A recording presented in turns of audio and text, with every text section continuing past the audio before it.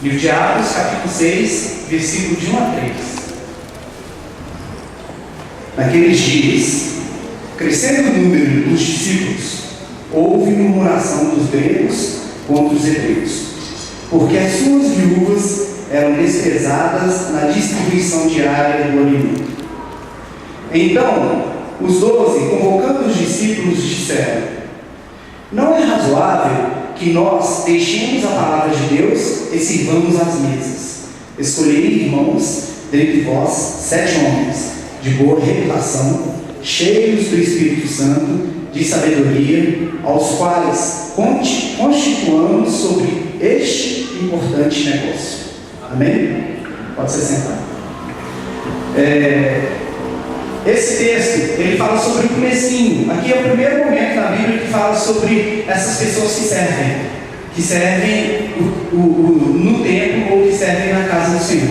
Mas para entender esse texto em si, hoje de manhã eu estava até falando com os meninos da escola bíblica dominical sobre a importância de entender o contexto do texto. Existe até uma frase que ela é a seguinte, uma frase que o pessoal usa muito nos círculos de estudantes de teologia: texto sem contexto é pretexto para heresia. Vamos repetir? Texto sem contexto é pretexto para heresia. Por que o texto sem contexto é pretexto para heresia? Porque às vezes um versículo isolado, ele não quer dizer aquilo que a gente acha que ele disse. Um exemplo que eu até usei hoje de manhã na escola bíblica é o versículo que está lá em Filipenses, capítulo 4, versículo 13. Esse versículo diz assim: posso todas as coisas naquele que me fortalece. Se eu pegar esse versículo sozinho, eu imagino que Deus é poderoso para fazer qualquer coisa que eu quiser. E eu posso fazer qualquer coisa e em qualquer lugar passar qualquer perigo, porque eu estou protegido por Deus. Que o versículo em si fala isso: posso todas as coisas naquele que me fortalece. Então eu posso me aventurar a qualquer coisa porque Deus está comigo. Só que se eu for no contexto desse texto, ele tem um outro significado. Aí a gente vai ressignificar o versículo.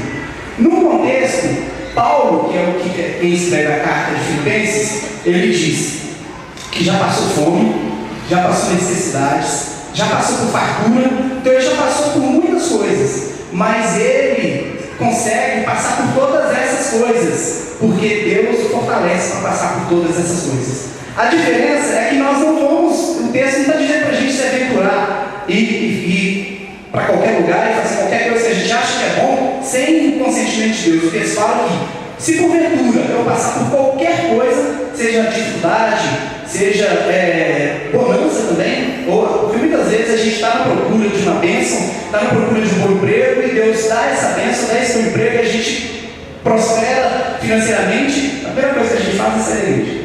Às vezes é isso também, mas Paulo está falando que até nisso, na bonança, ele pode todas as coisas, porque Deus está com ele, porque ele sabe passar por isso também.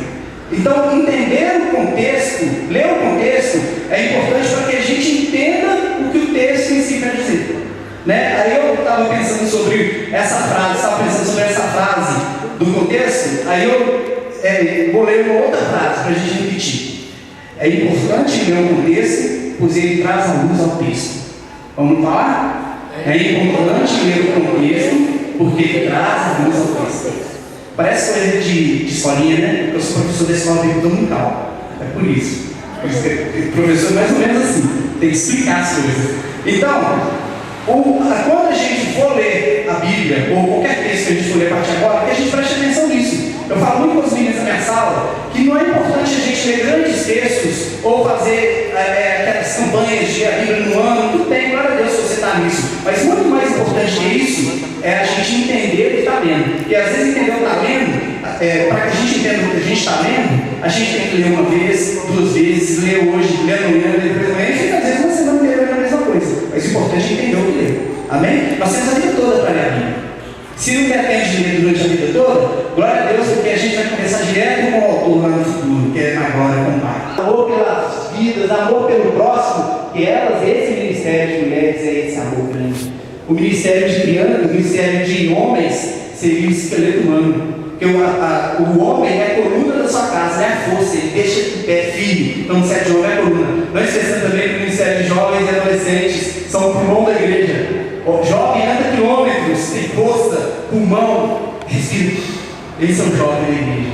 Só que pensando nisso, eu fui numerando ministério, até que eu cheguei no ministério diaconal. Eu pensei, o que seria o ministério diaconal? O texto sobre a definição de um diácono é um servo. Ele é aquele que foi criado para servir. O ministério diaconal, ele foi criado para servir nos bastidores da igreja, para que a igreja cresça e desenvolva sem que eles apareçam. Esse é o ministério diaconal. E no corpo humano tem um órgão ou um sistema que, se ele não funcionar, tudo vem a colapso. Tudo para de funcionar. É o sistema sanguíneo. O ministério diaconal é o sangue da nossa igreja. Olha para esses irmãos que estão de pé e Jesus. Olha, eles são sangue da nossa igreja. Eles trabalham incansavelmente para que os cultos e a igreja funcionem dia após dia. Se no nosso organismo, se o nosso cérebro parar de funcionar, ainda existem máquinas que deixam a pessoa vivendo durante dias e dias no hospital. Mas se o sangue parar de correr, o corpo ele morre, gangrena e acaba na hora. Ontem eu estava vendo um programa na noite sobre procedimentos cirúrgicos.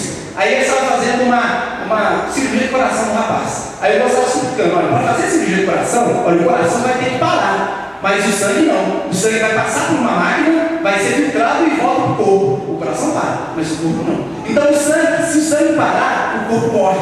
Então o ministério diaconal da igreja, ele, assim como o sangue não aparece. Tem muita gente aí que nem gosta de ver sangue, se vê sangue desmaia. O sangue não aparece como a voz, não aparece como a dança, mas se ele parar de funcionar, o corpo para de se mexer, a voz para de cantar, o cérebro para de funcionar e o coração para de bater. Tamanha é a importância do sangue no organismo. E tamanha é a importância do ministério diaconal para a nossa igreja. E quando eu falo do ministério diaconal, dessa importância deles para a nossa igreja e para a igreja de Cristo como um todo, eu não estou falando isso de mim mesmo, não. No texto bíblico, lá no livro de Marcos, capítulo 10, versículo 35 a 45, dois discípulos de Jesus chegam para Jesus e falam assim: mestre,